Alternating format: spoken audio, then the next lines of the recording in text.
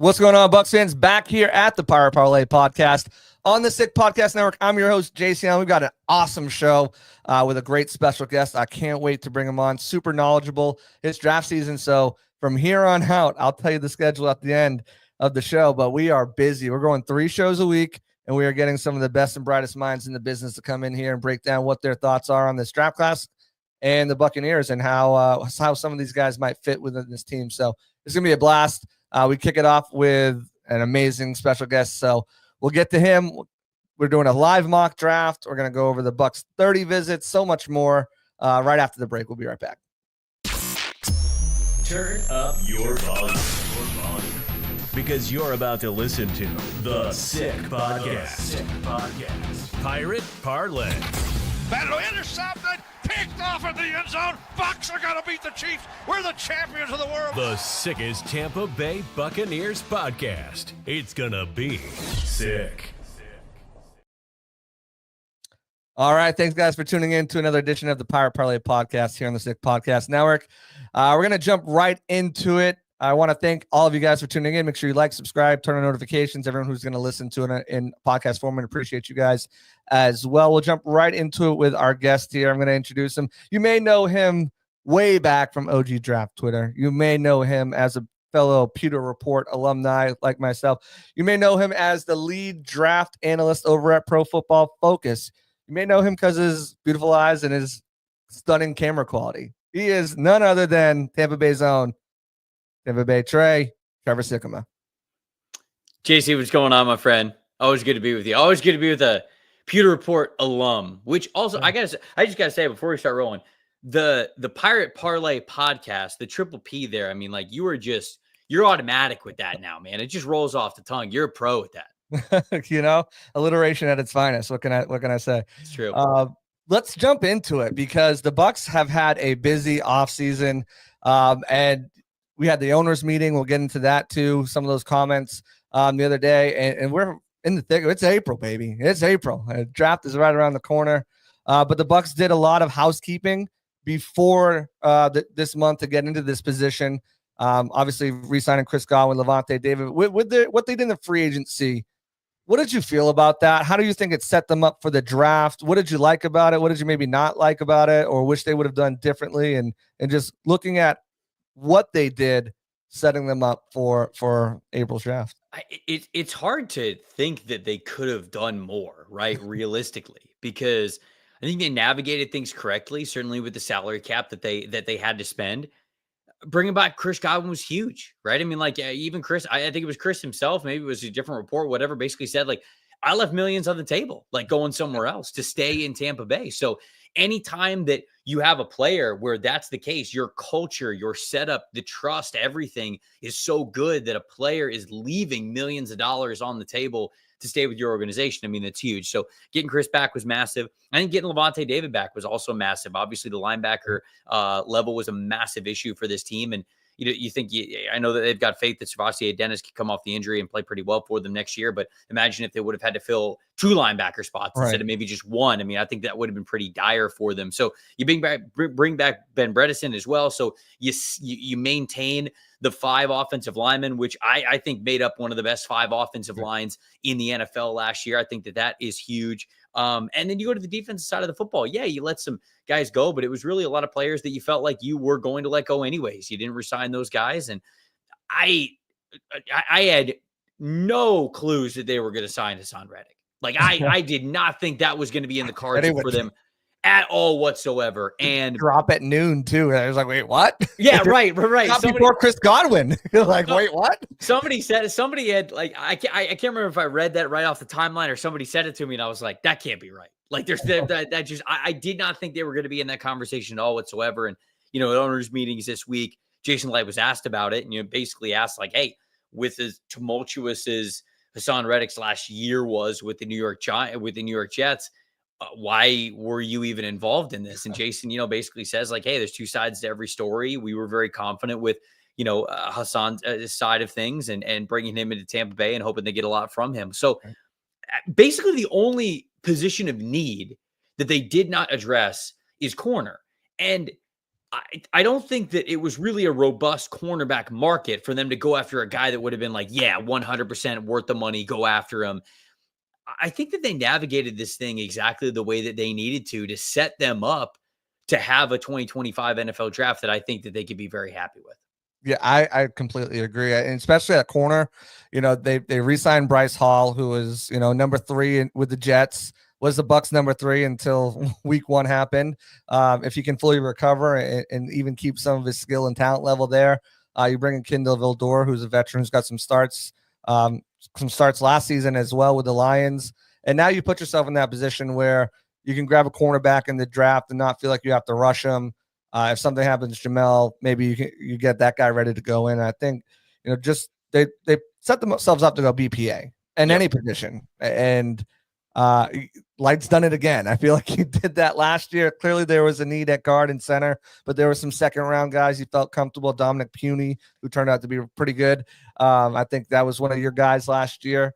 And really they are in the position to go anywhere they want, including the offensive side of the ball, which is something they touched on at the owners meeting. They're not pigeonholed.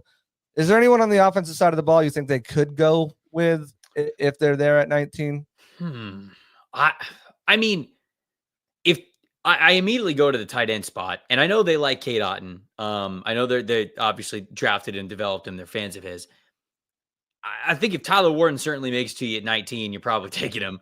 And even I think Colson, like if you're not taking offense out of the question at all whatsoever, I think you're thinking about Colson Loveland as well, potentially getting him in the mix. And with Colson Loveland, he could be a great duo with Cade Otton there. Whenever they want to go heavy personnel, they can keep the receiving threat alive while getting multiple tight ends on the field. And let's face it, as much as I would love for him to, Mike's not going to play forever. And I think that if you get Colson Loveland and you think that to be a second contract guy with you, then there's a big, smooth route runner from you. He's just not a wide receiver, but Colson Loveland can play plenty from the X spot and the slot wide receiver spot as well. So I think he's probably on the board for them if they're thinking about offense. And then, maybe if they wanted to upgrade interior offensive line, like they could go the avenue of Gray Zabel in the same vein that they did with Graham Barton last year. He's a guy who could play center for you. He could play guard for you, but I think they're pretty happy with their offensive line. So I don't know a lot of, I think that they say that because they have to say that and they want to Right. just, keep the mystery there. But man, outside of Tyler Warren or Colson Loveland, I just really can't see this team going with offense at number 19. What if a guy like Tet's there? I love Tetron McMillan. I would love the pick. I don't know if they would do it, because I could see them taking Loveland or Warren to sort of give you that pseudo big wide receiver thing, but they can still play tight end. Tet, for as much as I love him, Mike, when I said that he's not going to play forever, I also don't think that Mike's going to hang it up like over the next 2 years. I think that Mike's got at least 2 more years in him. I really do, as long as he doesn't get hurt. So then at that point, you're sort of looking at, okay, well, where's McMillan play then? He's not going to take Chris Godwin snaps because he's not the same guy whatsoever. He's not going to take Mike Evans snaps because he is the same guy and Mike Evans is better. He's not really going to play from the slot because you like what you have in a Jalen McMillan. So I love Tetron McMillan, but again, I can't see them thinking that that's the best use of number 19. Right. And maybe not this year. Mike comes back, that's a different story next year. Or if he doesn't come back, hangs it up. Now you look at a wide receiver in the first round, possibly. But, it goes exactly what Jason and Todd alluded to. This draft there's some guys they like on the offensive side of the ball. I'm sure Jason's got his eyes on some offensive linemen at some point, but it's going to be mostly defense. And if you look at what they've done so far with their official 30 visits, a lot of their formal interviews at the combine, it's mostly with defensive players. So I want to get into some of these defensive guys that they haven't brought in. We'll start with the defensive tackle that was reported today, Shamar Turner out of Texas A&M. Break him down for me. What are his strengths, weaknesses? Is he a good fit with Tampa? This is why I love talking to you, because not only are you so knowledgeable about the draft, you know the Bucs roster inside and out.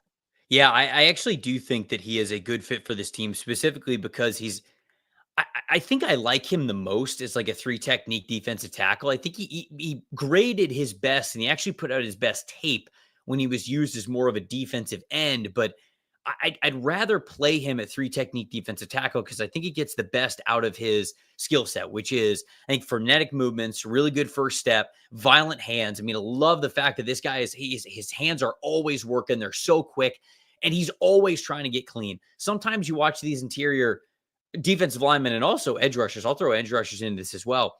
And they have a little bit of a pass rush plan, but when that plan maybe doesn't work, the hands and feet, they kind of just stop moving. And then they go into almost like hold the line of scrimmage type of mode. Right. Shamar Turner, when it is a green light go pass rushing situation, he will work to get clean until the quarterback throws the football. Like he is trying an initial move, and then he'll, if an initial move doesn't work, like if he tries to club arm over and they stay right in front of him, well, then he's shooting his hands inside. He's going to try to give you a little push pull, or he's going to try to give you a long arm something. He's always working to get clean.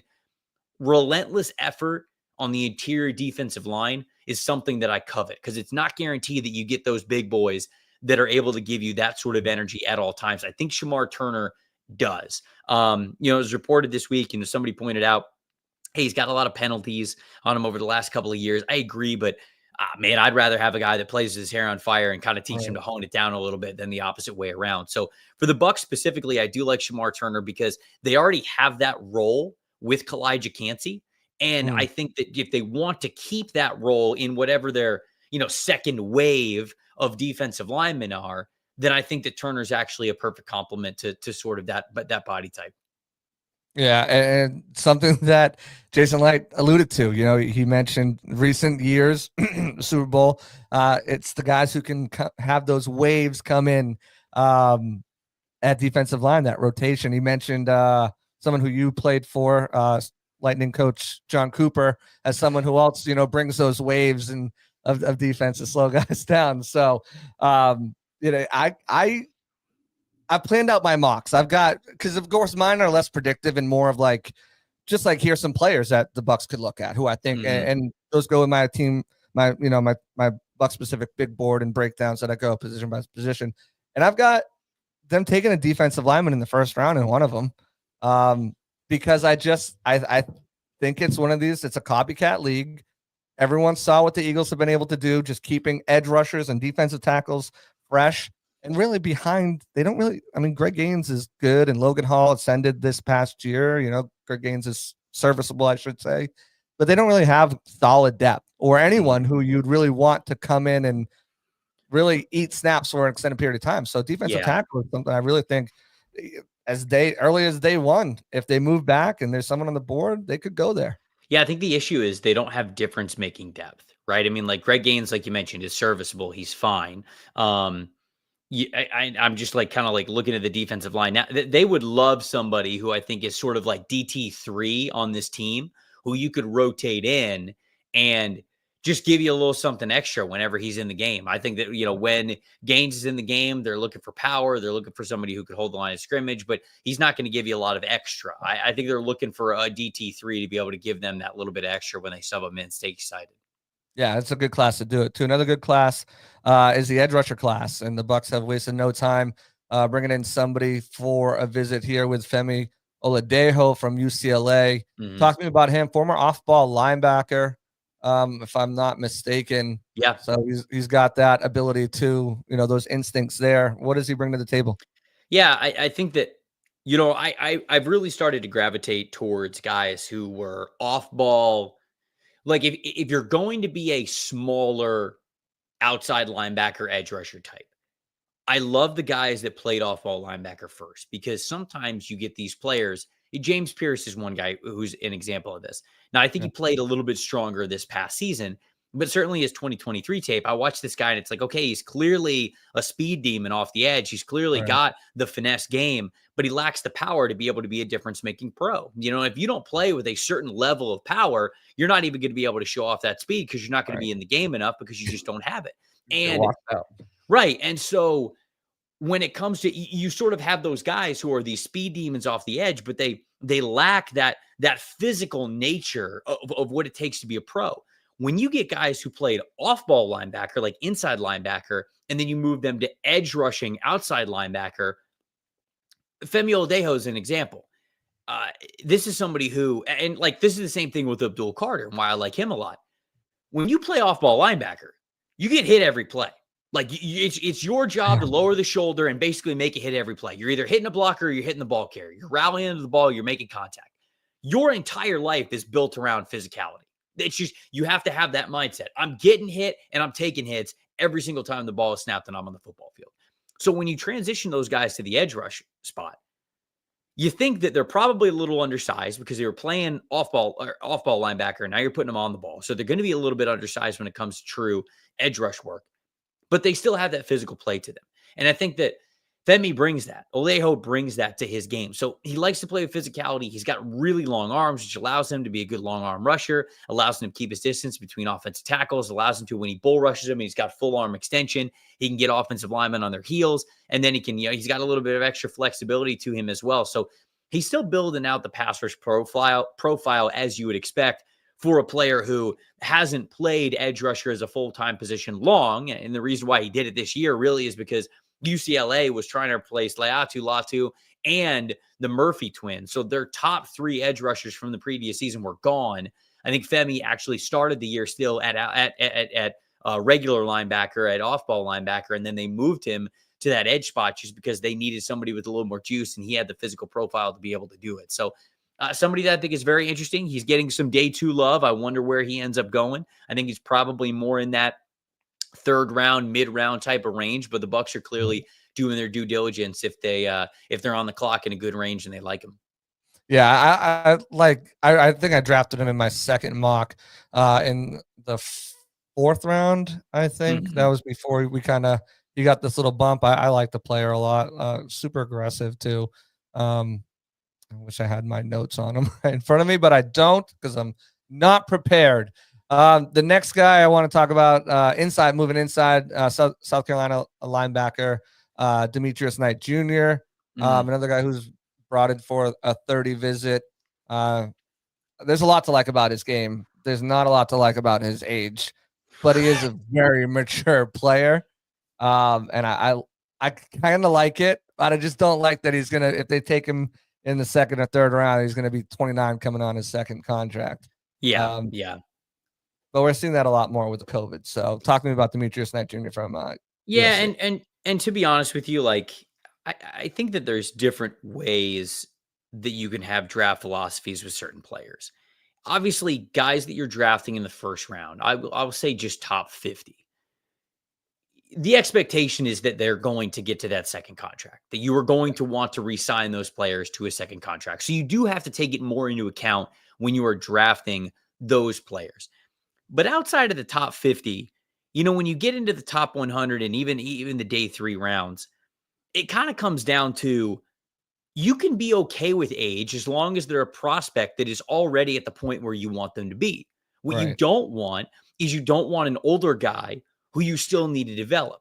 You don't want a player who's a little bit older who you go, yeah, okay, well, he's probably got to sit, because then when he sits, you go, okay, well, then he's 26, 27, ideally when he starts to become a player that you like. And then, yeah, like you mentioned, you're 28, 29 by the time you get to that 2nd contract. But for Demetrius Knight, he's somebody who I don't think he's going to get picked in the top 50. I like him a lot as a football player. I think he's got a great story as well. Didn't really play a lot when he was at Georgia Tech the first 4 years that he was playing in college football. Transfers over to Charlotte.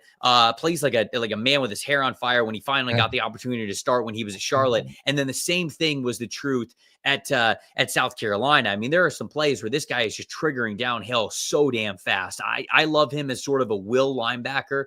You could play him at the mic, but if you're going to play him at the mic, I think he's got to get better at not running into his defensive lineman as much, staying a little bit cleaner, making sure that he could shoot gaps a little bit cleaner to get in the backfield to wrap up these ball carriers. And he's just got to play a little bit more physical between the trenches. But if you use him as a will linebacker, if you were to play Levante David more as the mic and allow Demetrius Knight to play as a will, because Levante is getting a little bit slower with him being a little bit higher in age, but his IQ is as good as it's ever been. You could play him as the mic and he can stay in good position. And then you could let Demetrius Knight be the run and chase type of a linebacker. And I think that he gives you a lot of good stuff there. But yeah, man, this is somebody who absolutely loves football. I mean, he's He's got a wife and kid already.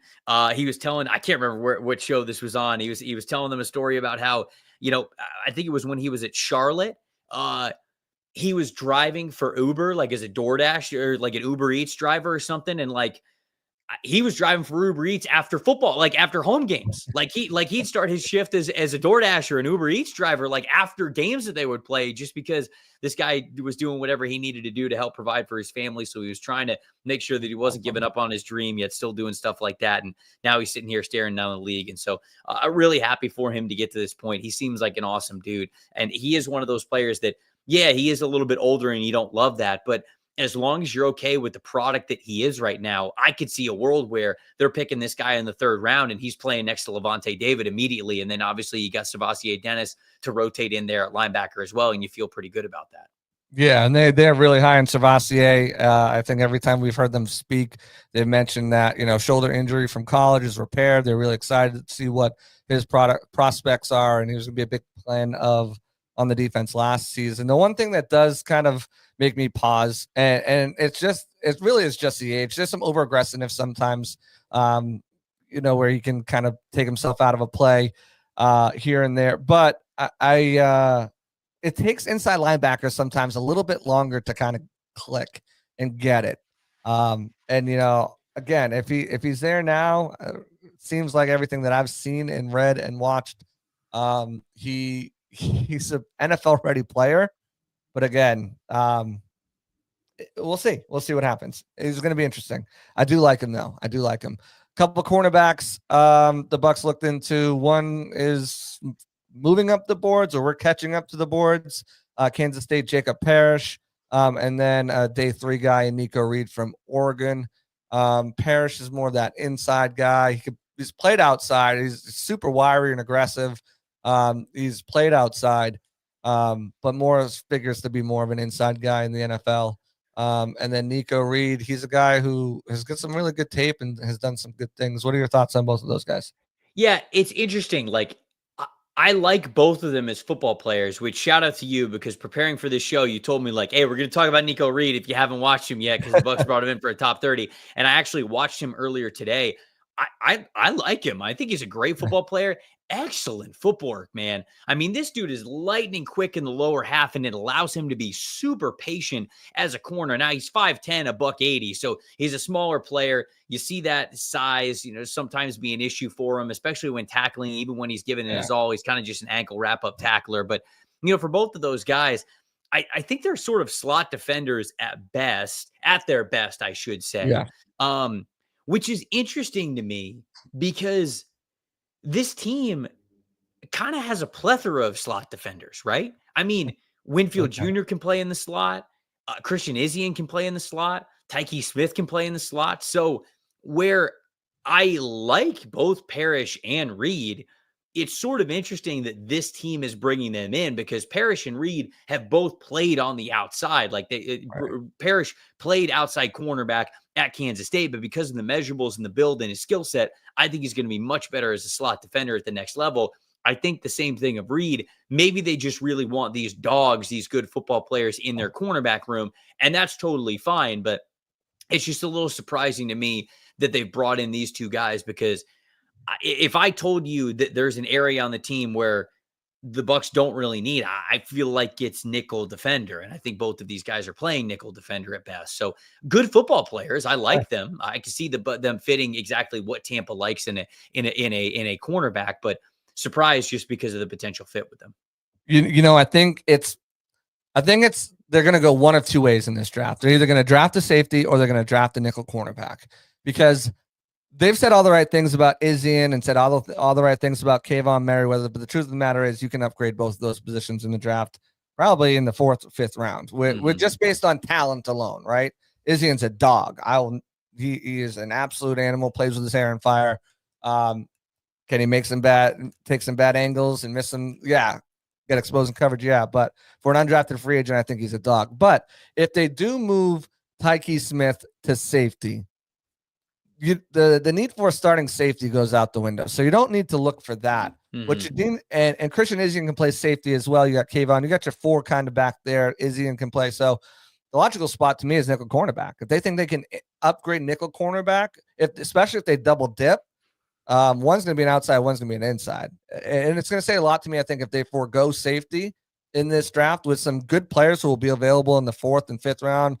Makuba, Bowman, Sankey. There's a whole bunch of guys that are going to be there that they could grab and could fit in and play a role. So it's going to be really telling what position they go in the draft, whether that's an inside corner like one of these guys later in the draft, or if they grab a safety earlier in the draft to fill that starting spot. I think that's going to be interesting. Yeah, makes sense. That makes sense with the safety argument. If they feel like, hey, we really want to put Tyke back at that safety spot, then all of a sudden I do agree. You could sort of open up that competition for that nickel defender there. Yeah, it's going to be interesting because I feel like if they do, they got to commit to that, because now again, they're Bull's versatile. We know he's going to move things around, but for the most part, if you're going to move Tyke and bring him into the slot on certain downs, so you got to have someone to replace him.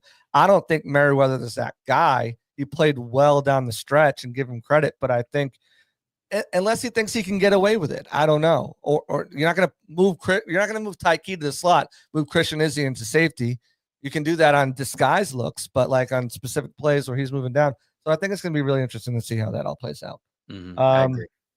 The last visit that they have scheduled coming up or has already happened is actually on the offensive side of the ball. Not someone who's a first-round pick, maybe a fringe second, but more likely a third-round pick, Iowa State receiver Jalen Knoll. I love his teammate over there, Jaden Higgins. I do like Jalen Knoll too. What are your thoughts on him, his fit with the Bucs? No, I think that Knoll's a really solid football player, and I think he'd be a fantastic depth type of a player, and I think that he showcased a lot of really very explosiveness and athleticism when you saw him at the Senior Bowl, when you see him on tape, honestly, with some yards after catch opportunities, and then obviously what we saw in those combine numbers too. So more of that shifty sort of slot type of wide receiver. I think Jalen McMillan's going to have that starting role there, but you look at the rest of their wide receiver roster, and yeah, they bring back Sterling Shepard. They've got Raheem Jarrett. But I think that Knoll could easily be wide receiver 4 in this group going into next season, or at least, him and Shepard be that wide receiver 4, wide receiver 5, depending on how much faith they have in Trey Palmer moving forward. So I could understand why they like the player, because I like the player as well. Probably just doing their due diligence on a really deep wide receiver class. Yeah, it is. There's some guys, and we'll jump into that next. My latest mock draft. I'll get Trevor's thoughts. Hopefully it doesn't tear me apart too much. We'll see. But I do, guys, if you guys have any questions for Trevor, feel free to jump in here. We do have one from King Buck 93 who says, who's your dark horse pick for the Bucs at 19 that no one's talking about right now? Oh, a dark horse pick for them? Mine was Tyler Warren like a week and a half, 2 weeks ago. Now that's not it anymore, because he will not. Okay, I have one. All right. Kenneth Grant from Michigan. Okay. Is sort of the one that I can't remember where I first had this idea. It wasn't my idea. I think somebody else. Man, where did I do this? Did I do this in a mock? Anyways, this came up, and it might have been in the mock draft that I was doing with Brett Coleman and EJ Snyder when we were doing the collab mock on NFL SE. Yeah. We ended up getting Kenneth Grant. I think it was Brett who ended up picking Kenneth Grant for the Bucs, and I was like, I've never thought of this before, but I actually kind of love it, because Kenneth Grant and Vita Vea next to each other is a nasty interior duo to have, especially in the early downs. And it would also allow you to basically use Kalijah Kancey however you want. You could use him as a defensive end. You could use him as a 3-tech. You could use him all over the place with that explosiveness. Right. I mean, you could do basically everything from the safety we just talked about. No, I'm just kidding.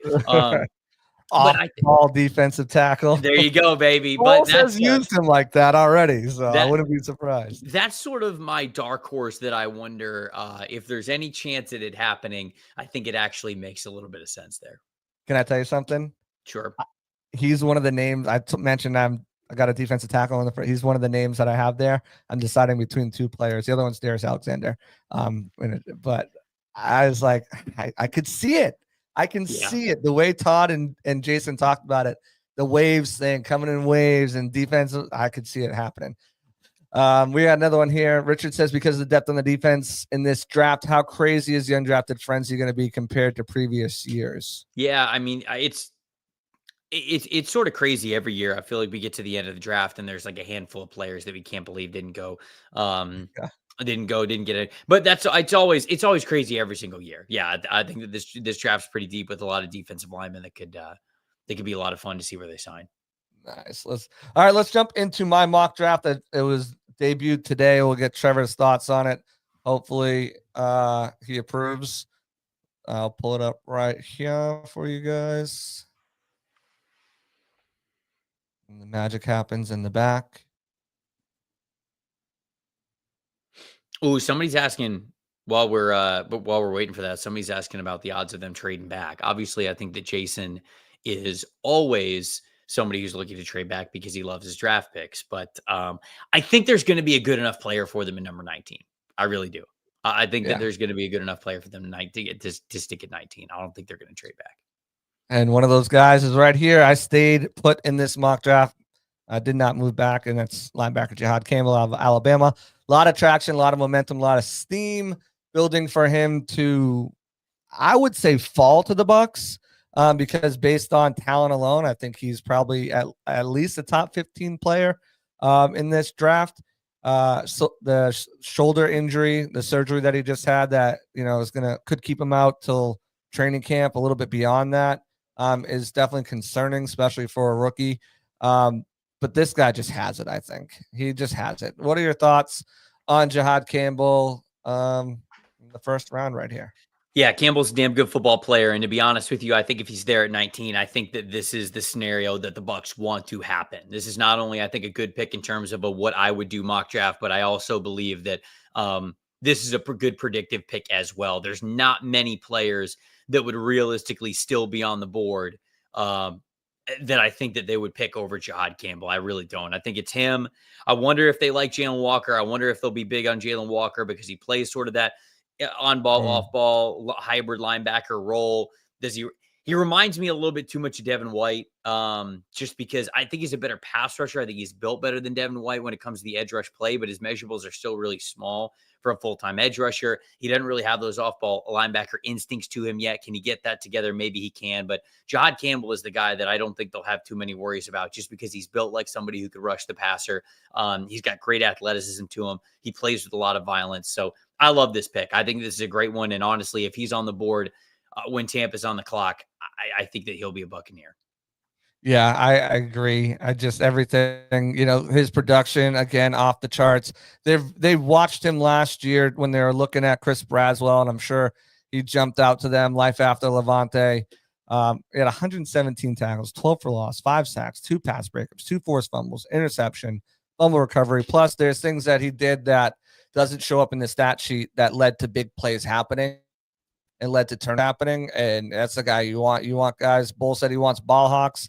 Bull says he wants playmakers. This guy fits the bill for both of them. Yep, he does. I agree.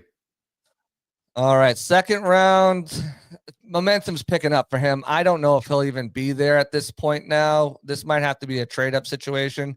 But Trey Amos, the cornerback out of Mississippi, 6'1", 195. Talk to me about him, why he could be a Bucs pick. One of my favorite players in the draft that I think is not getting talked about enough, to be honest with you. I think that he could play zone. I think he could play man. Initially, I thought that he was just going to be a press man type of corner, and he certainly can play press man. I know he's pretty confident there, but I continue to watch more games of him, and I even liked what he could do as an off-zone coverage defender, which Todd Bowles likes to do as well as with a heavy zone cover 3 scheme. So to me, I'm out here. I said this a couple of weeks ago. I was like, people got to tell me what Trey Amos doesn't do well, because I think he does so many things well. And as long as you got confidence that he's going to pick up the chemistry of your playbook and the players around you, I think he's got so much talent. Now, you wonder, okay, well, why did it take so long for him to get to this point? He played from Alabama beforehand, and he wasn't able to really get on the field with Kool-Aid McKinstry and Terrion Arnold there, and then he transfers over to Ole Miss. This is really his first year starting for a legit program at the college level. And so you kind of think about that a little bit, but it doesn't feel like he's going to be a first round pick. I'd pick him in the first round, but I just don't think that that's going to happen at this point. So would him falling to 53 would truly be a gift for the Buccaneers, although I don't think it's impossible. But I think that this is a perfect Todd Bowles type of a corner. He's got the length, he's got the athleticism, he's got the versatility. He can play in press coverage. He's very confident in that alignment. This is a Todd Bowles type of corner, no doubt about it. And everything you just said, Amos is exactly what the Bucs look for in a corner: tall, long, and fast. Displays excellent press man coverage skills and the ability to knock receivers off the track. Has great instincts and is adept in any coverage system, thriving in zone. Strong in run defense and a good tackler when he uses proper technique. He's got a knack for getting his hands on the ball with 31 career pass breakups. Senior season, 50 tackles, 4 loss, 4 interceptions, 13 pass breakups, forced fumble. He had a formal with the Bucs at the combine. Again, echoing kind of everything you just said. I think it'd be a slam dunk if he's there. He's probably gone early 40s. By 45, he's probably off the board if teams are smart. Here's another guy, again, like Femi. He's a little undersized and a guy who everyone's mocking to the Bucs as well in the first round as Araku. But I think this is the year for the Bucs in the short king edge rusher. I had David Walker going in my mock earlier. I think it was mock 2.0. I think this is just a year. Every one of my mocks so far has featured a short king edge rusher, and they're just dogs, Trevor. Like, they're all dogs. Talk to me about Josiah Stewart from Michigan. He is, man, and I think you love him for that reason. And look, I think the Bucs had a edge rusher who was a little bit smaller, who was one hell of a football player for them in Shaq Barrett. And so they can see when you sort of have it, when you understand how to rush the passer, and you're only about 6'1", 250 pounds, like they can still find a role for you. And it was able to work out for Barrett because Barrett really wanted it and he really honed in his craft coming from the Denver Broncos and really just making a massive splash with that monster sack season. And of course, everything that he was able to do for them after that. So this team doesn't shy away from guys that if they know how to get after the passer, they'll put you on the football team. And I think that Josiah Stewart he definitely does fit that bill as somebody who had an elite pass rushing grade for us at PFF and a really high pass rush win percentage, which is a great number that we look to, especially in those true pass set situations. He was excellent at both of those things. And so I think the Josiah Stewart play would be a good one, especially with them signing Hassan Reddick.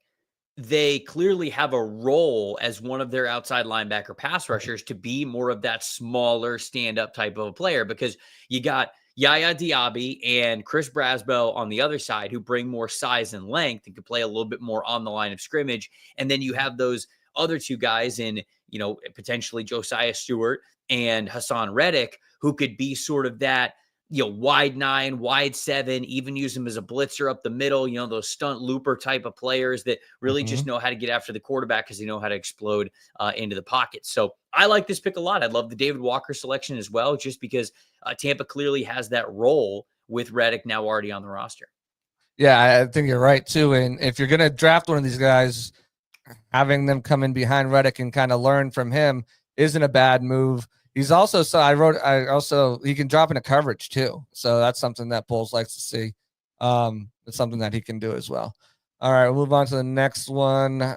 Quickly get through these next couple, and then we'll jump into a mock draft, fly through that. We got wide receiver Ty Felton out of Maryland, 6'1", 183. I wrote Felton brings good size and elite speed to the receiver room.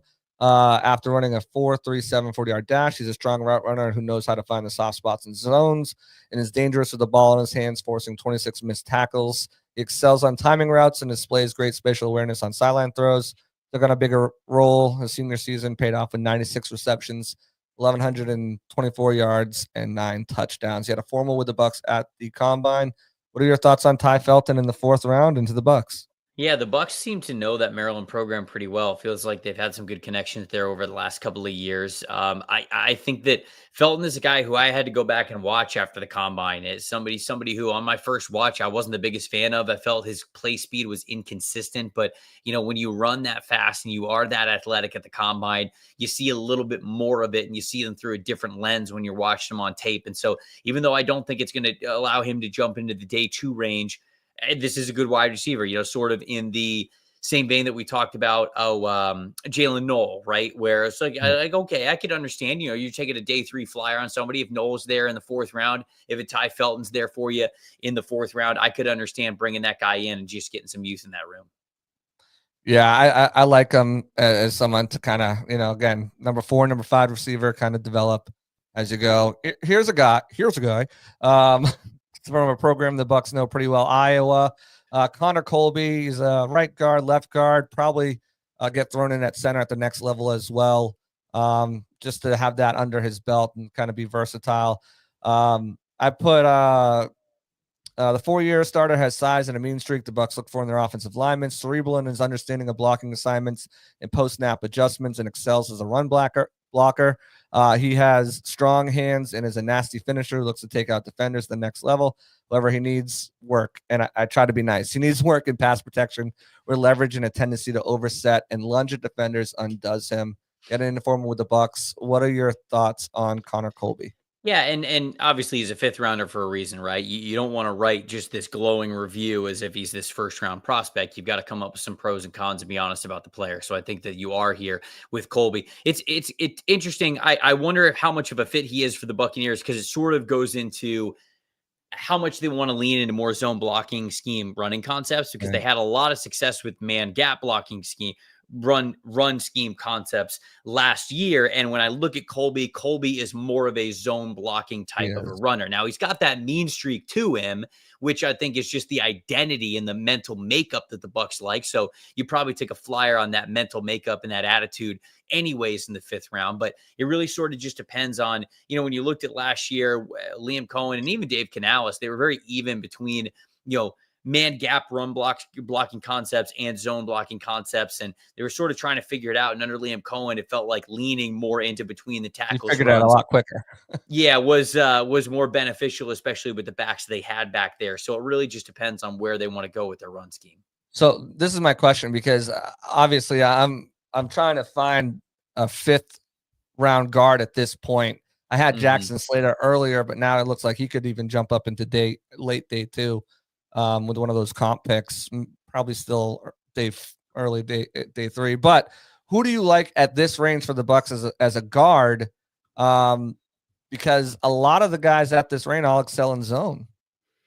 Yeah, I think there are a lot more guards or interior offensive linemen, I should just say, who are better in those zone blocking concepts than they are in the man gap blocking concepts, because like Luke Kandra from Cincinnati, Tyler Cooper from Minnesota, Connor Colby, Dylan Fairchild, like all of those guys, I think are zone blocking scheme type of guards. I think that at this point in time, like I look at a guy like Emory Jones, who played at offensive tackle for LSU, but I have always felt like he was going to be better inside.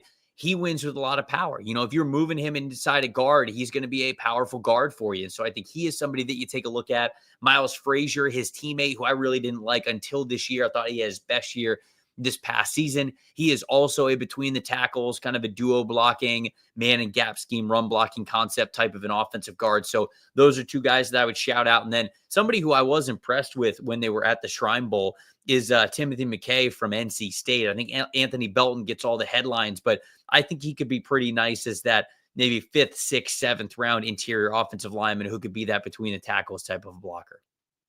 Perfect. Appreciate that. Final pick here of the draft, and it looks like he's moving up the boards a little bit. You guys still have him as a 7th, but if you kind of look around, some people like him a little bit more than that. Craig Woodson out of Cal. What I wrote about, if the Bucs look to add to the position late, Woodson would be a solid choice. He's quick, running a 4.45 40. He's aggressive coming downhill, displays a strong football IQ, and shows impressive reactionary skills to route combinations and reading the quarterback.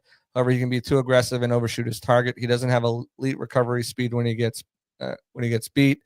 But production's there: 70 tackles, 3 for a loss, 9 pass breakups, 2 interceptions, and a fumble recovery. What do you like, Will Woodson at all from Cal, or what are your thoughts on him?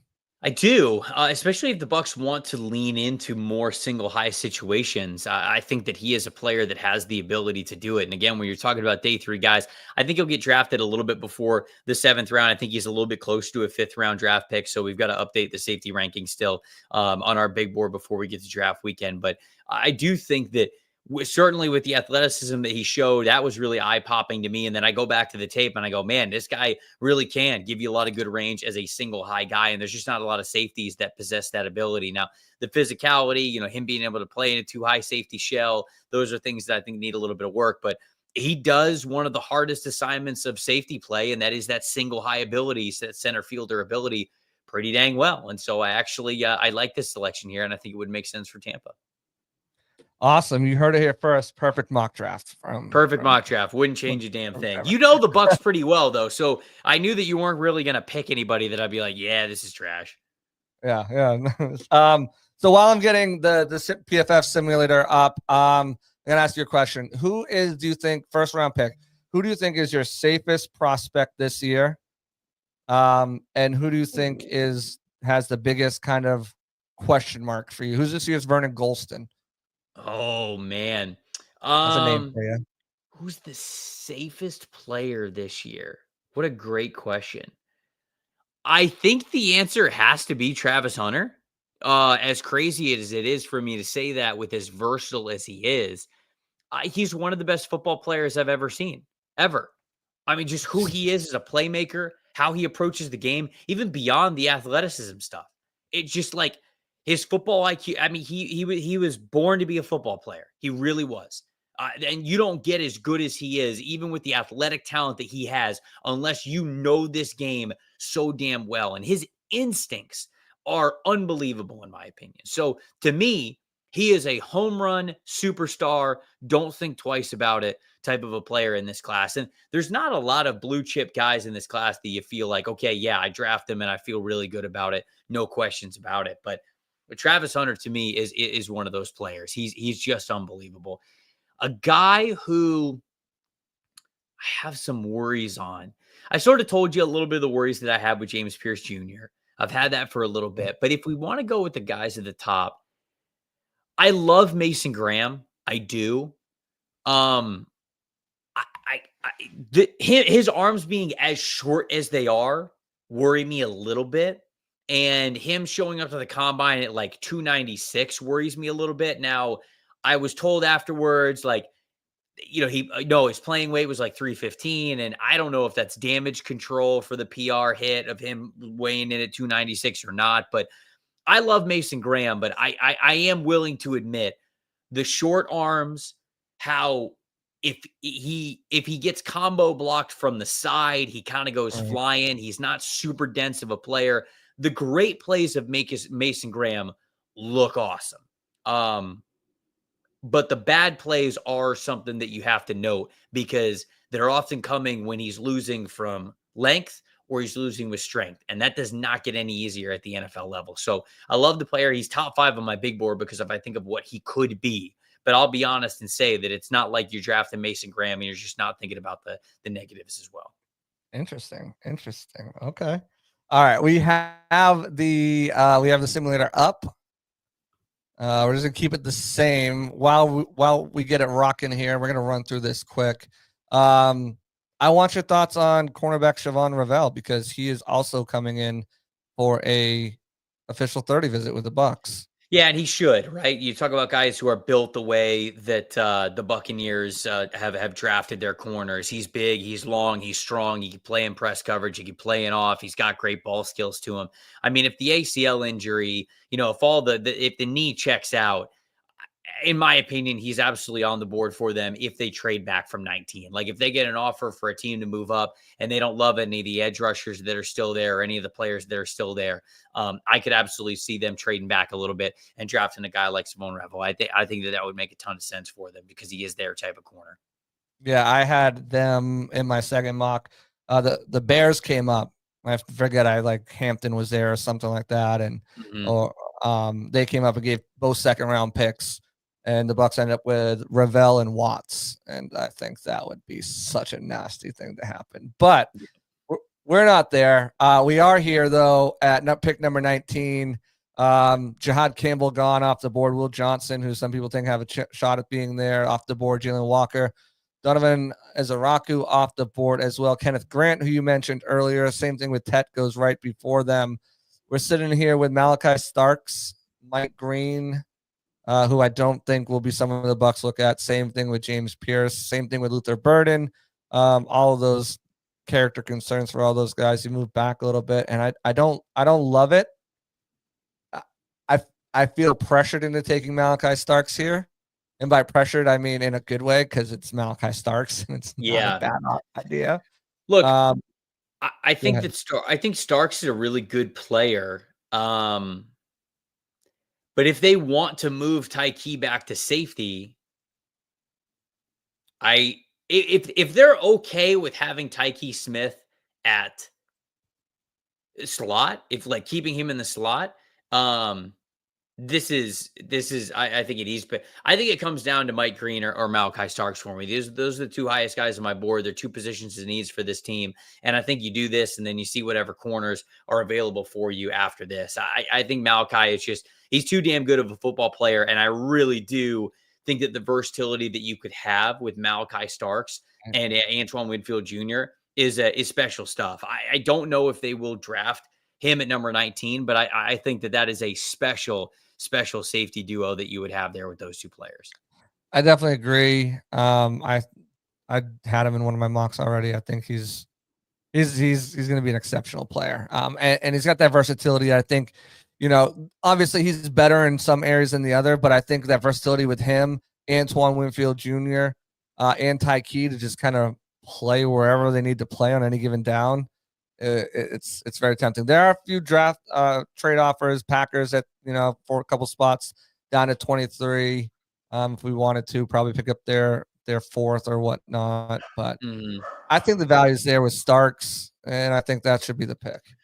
I think if they were in this situation, they would trade down, but okay, because I don't know, are we doing this predictive or is this more of what we would do here? Whatever, a little bit of fun. I think predictive, a little bit of what we would do.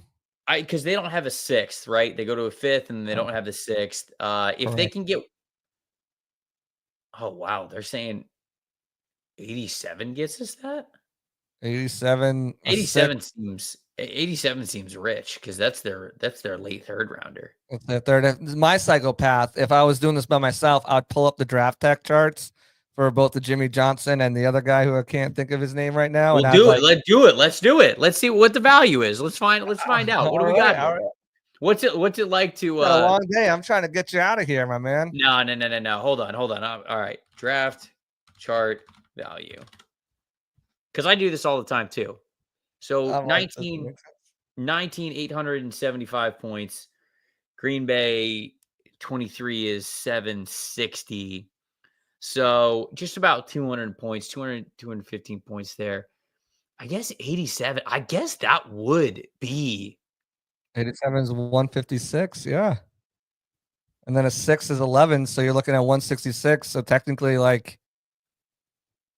all right, let's do this more. Let's do this. Let's do this trade. I think this is fine. I don't know if Green Bay would actually give up the third to move to just 5 spots.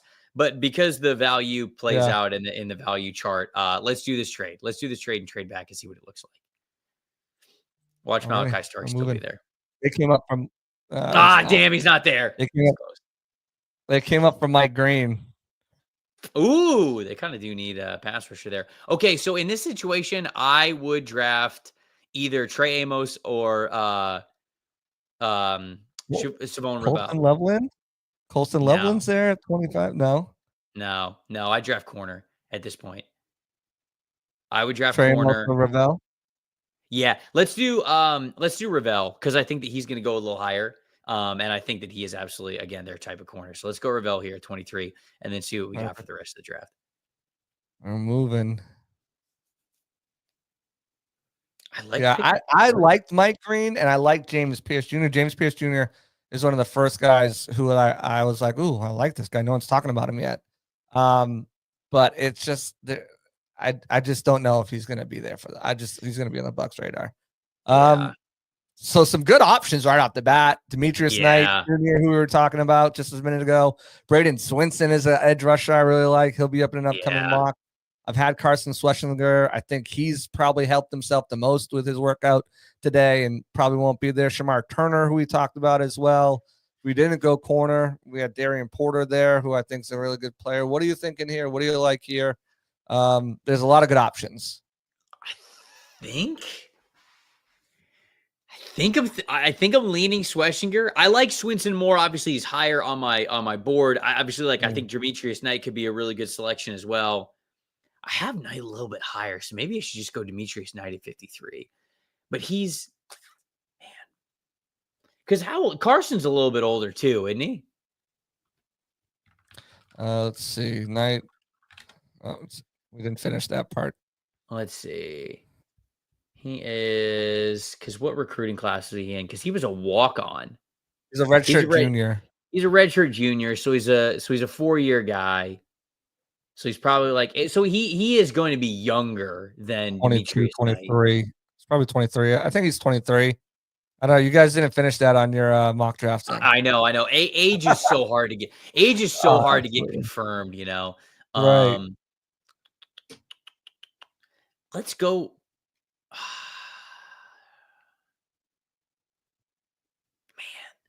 Let's go Schwarzenegger.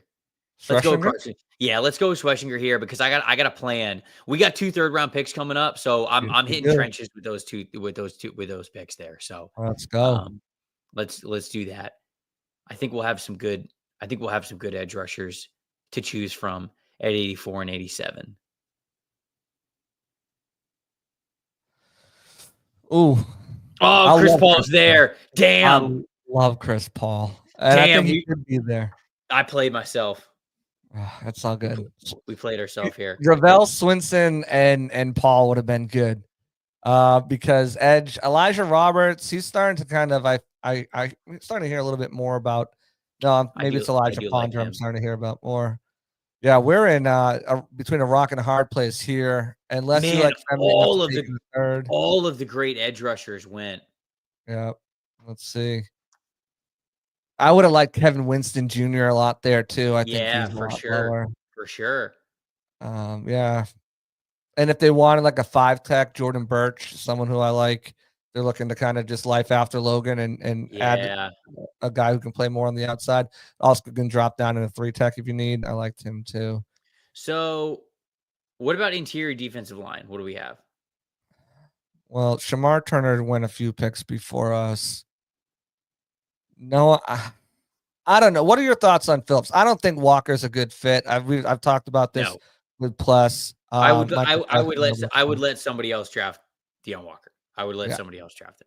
But it's too high for any of these guys. That's I don't mind Phillips. Can I see the overall board? Let's go the overall board. Yeah. See, this is why I love mock drafts because you get in a situation where you're picking a couple of good players and then you're sort of like, oh, did we go through that the right way? Is there who they had a 30 visit with? I'm a big Tate Ratledge guy. Again, it just comes down to do they want to run zone with Tate Ratledge? Oh, Makuba's there. Yeah. Yeah. We're taking Makuba. Talk about Makuba for a second. Playmaker, but talk about him. The only thing I'm really worried about is he's small. Like he's small, but my God, does this guy play with his hair on fire? I mean, he will break his body in half to make a play. And I think that he could play in the slot for you. He could play as a 2-high safety for you. He as well gives you a lot of versatility with Antoine Winfield Jr. and with Tyke Smith. So I actually like this here. I think we salvaged it with the Makuba pick because now we're hitting corner and we're hitting safety pretty good. We're hitting linebacker as well. Can we get David Walker? Is David Walker still on the board? I think he is, right? David Walker is still on the board, I believe. So is Femi, I think, as well. I'd take David Walker over Oladejo. Yeah, there's Anthony Walker right there, or David Walker.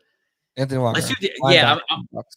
And yeah, they already have Anthony Walker. I got Bucs on the brand. Yeah, let's go David Walker here. David Walker, I think, is the best pick that we can make, especially because like we talked about with Josiah Stewart, you already have sort of that smaller outside linebacker edge rusher team, Right. and he has had a ton of production Yep. during his career when it down to Central Arkansas. A 3-time FCS All-American there. So Just destroyed people in the backfield.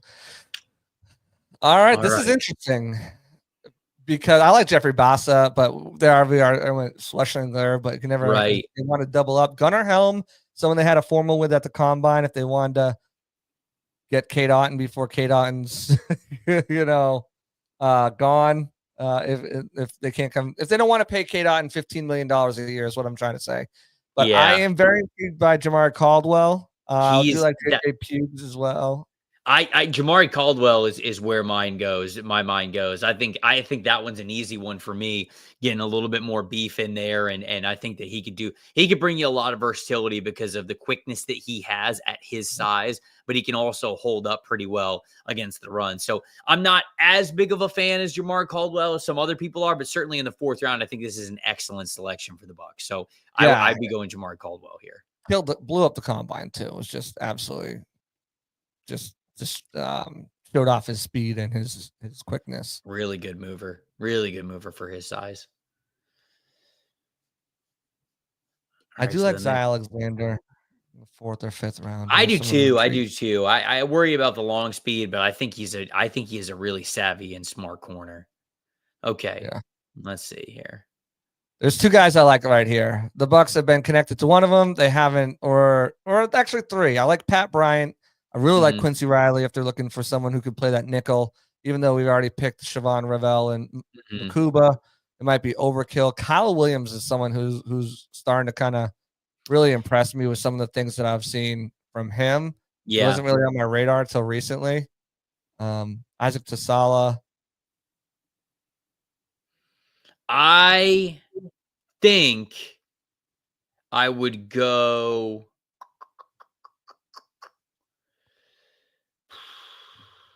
I think I would go Quincy Riley here. I double up on corner because I think he could play slot. I think he could play slot or outside for you. Kyle Williams, John in the chat is saying Kyle Williams. The only reason why I'm not picking Kyle Williams is because I actually think he goes well before this. So I want to keep this a little bit realistic. I think he's going to be like an early day 3 guy, and I've even heard some buzz for him to be a day 2 type of a player. So I don't want to make it too unrealistic sort of the buzz that he's got and what the league thinks of him, but he is a really good player. So I think I would take him here. Who tight ends that are left? Can I see tight ends? I'm a big Quincy Riley fan. I had him in one of my mocks already. I love his aggression that he plays with. He plays like you're, and he's not that small, but you know those like little small dogs, like, and then they back it up too. You're like, oh God, I'm gonna mess with this little puppy. Yes, yeah, I see exactly what you're saying with him. Let's go with Quincy Riley. I think that's the best option there. Double dip in a corner. Let's do it. Our 6th round pick that we picked up from our trade back is coming up next. 198, 1 pick before the GOAT. And we have gone all defense so far, which should be pretty par for the course, I think. First round, we traded back in the 1st round, picked up Siobhan Ravel, who during this podcast, the news was broken that he's going to be taking an official visit. Carson Schlesinger, linebacker, Andrew Makuba, David Walker, Jamari Caldwell, Quincy Riley. I literally have had all these players in my mock so far. So even if we weren't doing a predictive, it's just like, these are the guys, like get to know them because can I they see, could all be on the board. Jalen Conyers is very interesting. Actually, what do you think of Jalen Lane? I think he's fine. I think he's a good athlete. Jake Majors, I like as well. Jackson Slater, he's just small, man. Again, they would have to really lean into running zone for me to be cool with Jackson Slater. I think he's a good player. I think he's a hell of a player, but they would just really have to lean into zone blocking scheme running concepts. Give me Miles Frazier from LSU. Give me him. We talked about him. We had talked about him a little bit earlier. Just getting some extra beef on the inside. I think he is more towards where they want to go as a man gap blocking scheme. All right, Miles Frazier in the 6th. Our first offensive selection before our final pick here. Again, just to recap what we've done. We moved back with the Packers, picked up an extra 3rd and a 6th round pick that we didn't have coming up on our final pick. And we're on the board here. A couple quarterbacks. Safety, I do like Hunter Warler too. Let's see wide receivers, tight ends. I want to see where we're at there. Ooh. What do you say? I like Maliki Matavao. I think that he's pretty good. He gives you some good size. I wish he played a little bit more violent though. The thing with tight end that gets me is if they don't take one on day 2 or even early day 3, where does he fit? Like they can get rid of Keith, right? But they carried 4 last year. Oh, what's up, buddy? They carried 4 last year. Do they do that again? They like Devin Culp and what he brings to the table, like adding a guy to the practice squad, maybe develop. And again, 7th pick, 235. I mean, that's kind of what you're doing here.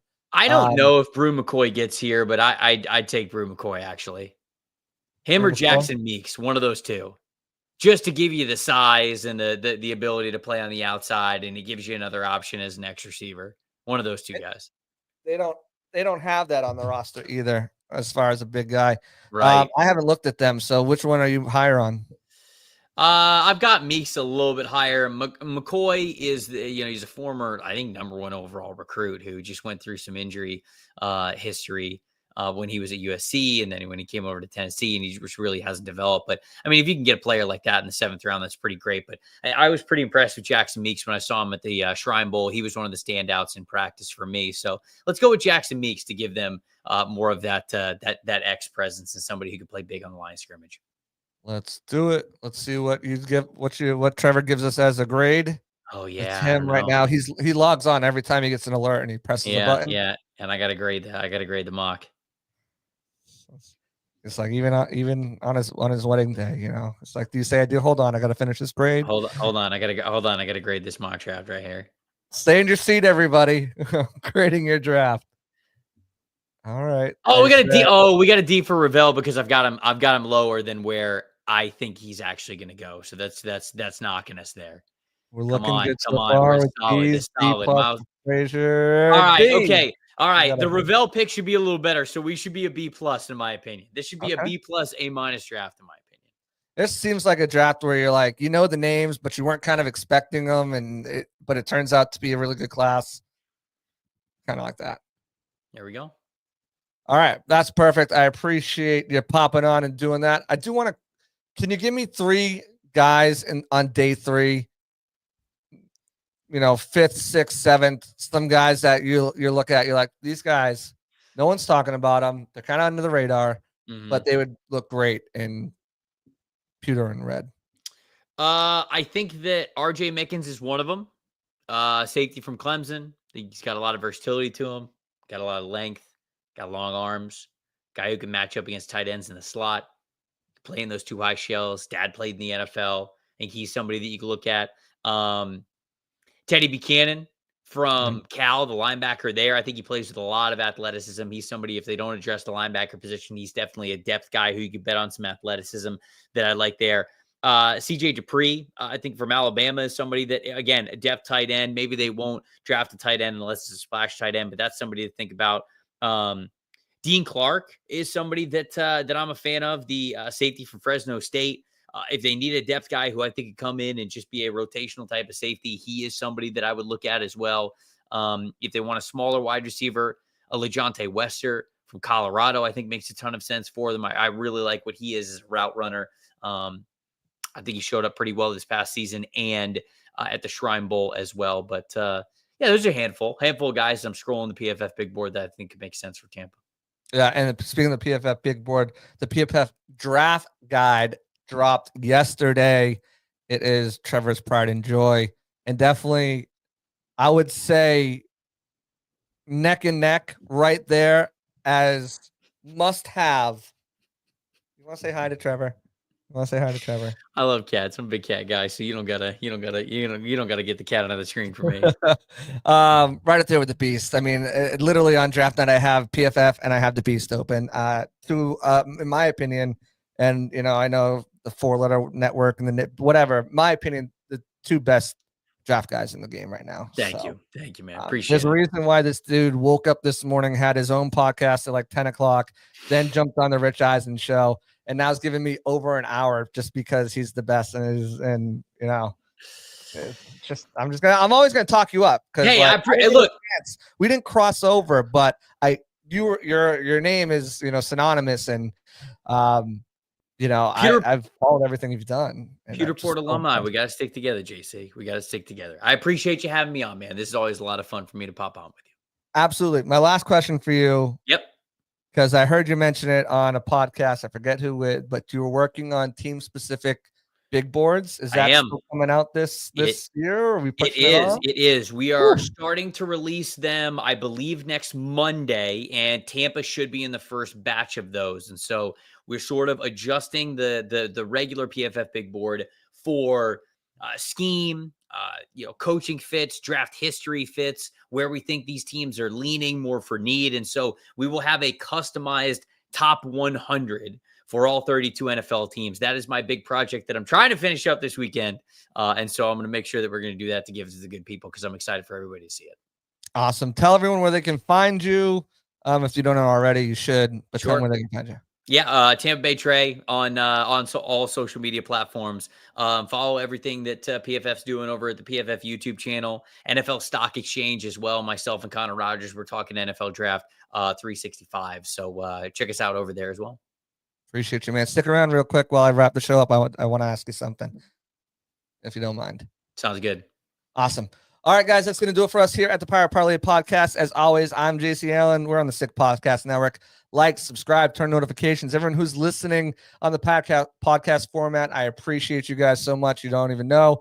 Come on, check us out live on YouTube. Again, we're going to be so busy coming up this draft off season. We got John Ledyard coming up on Friday. We've got Dane Brugler coming up. We've got Ryan Fowler from the Draft Network. John Vogel, who's formerly from the Sick Podcast Network, Lance Zierlein from the NFL.com, and so many more amazing guests on the docket. Ian Cummings from PFN. I can't wait to kind of break down and get so many different voices and their opinions on the draft, who the Bucs could target, and what their thoughts are. So appreciate you guys tuning in as always. It's going to do it for us. Out of here. Peace out. Later. And that's a wrap. Hope you don't miss us too much until next time. Follow the Sick Podcast Pirate Parlay on YouTube, Facebook, Google Play, and Apple Podcasts.